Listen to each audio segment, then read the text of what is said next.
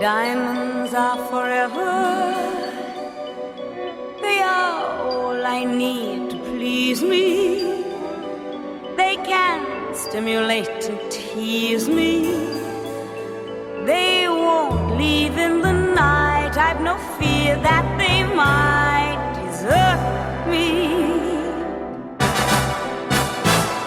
Diamonds are forever.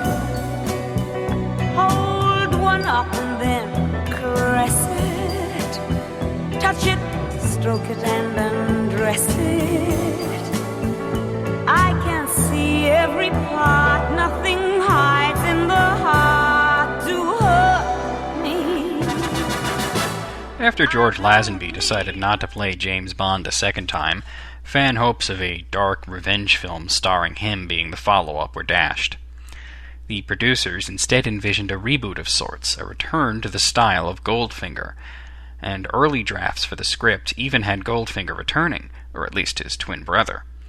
The question also arose as to who would play Bond in the film, with the frontrunner being John Gavin, who would have been the first American to play Bond in the official series if it had happened. Trying to cast an American was no coincidence either, as the bulk of the film takes place in Las Vegas, and Eon Films wanted to make the film appeal more to Americans. However, in the end, they decided that they simply just had to get Sean Connery back, and money was no object. Connery didn't want to play Bond again, and attempted to dissuade them by demanding to be paid £2 million, which was a hell of a lot of money back then.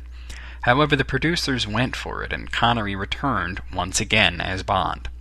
Fans would not rejoice, however, as ironically, even though On Her Majesty's Secret Service was criticized by some for being too dark, not comedic enough, being a love story, and starring George Lazenby, Diamonds Are Forever is criticized for not continuing the story from the previous film in a satisfactory manner, being too comedic, and starring a bored Sean Connery who clearly had very little interest in the role. Some of these criticisms have merit, though. I do think that Sean Connery had some fun with the role. I mean, he had to. The movie is just too ridiculous for words, and he got paid the equivalent of over 20 million modern dollars to do it. Diamonds Are Forever is loosely based on the fourth novel, and when I say loosely, boy do I mean loosely. Let's take a look at some of the similarities. Both take place largely in Las Vegas. Both involve diamond smuggling out of Africa and into America. Both feature henchmen named Wint, Kid, and Shady Tree, and both have the female lead being named Tiffany Case. However, even with all this, the novel and the film are pretty far apart. For example, in the novel, Wint and Kid are merciless thugs who wear hoods, and no one knows what they look like. They're genuinely threatening and vicious. In the book, there was a line that suggested they might be gay, and boy did they go overboard with that in the movie. In the movie, Wint and Kid are flamboyant, hold hands after killing people, and make lame jokes. This is just one example, and it's an indicator of the movie's tone. Everything is garish and glitzy, heavy on the jokes and light on the story. Another major departure from the novel is that the movie features Blofeld. He had not yet appeared in the books. This time, he's played by Charles Gray, who couldn't be further from Donald Pleasance if he tried, and I think he did try. Instead of being a cold, ruthless villain, Blofeld is a bit of a buffoon in this film, and Bond, though he seems to be out for revenge in the film's opening scene, throughout most of the film, he treats Blofeld like any other villain, and not the man who killed his wife.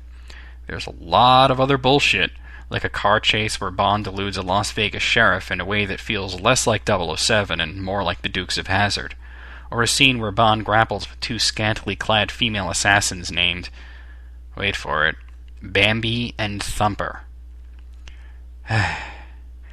The plot involving Blofeld using diamond smuggling to cover up a plan to build a giant laser for world domination is almost incomprehensible, as the film mostly relies on gags and one-liners. In the end, Blofeld is defeated, though he doesn't get killed, which is a shame, as a lawsuit would prevent Eon Films from ever using the character again, denying Bond the chance to avenge his wife's death, until several films later, when they used a character that was clearly supposed to be Blofeld, but they couldn't even call him that. Anyway, it sounds like I'm bagging on the film a lot, and I am. But the fact is, if you take it seriously, you're not going to like it. And if you watch it right after On Her Majesty's Secret Service, you'll probably hate it.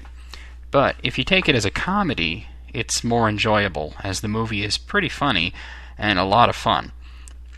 And it does show where the series was headed for the remainder of the 70s and most of the 80s. Well, with that being said, Diamonds Are Forever was the weakest in the series when it came out, but it's not the worst Bond film, and it's worth at least a look, so I'm going to give it a 5 out of a possible 10.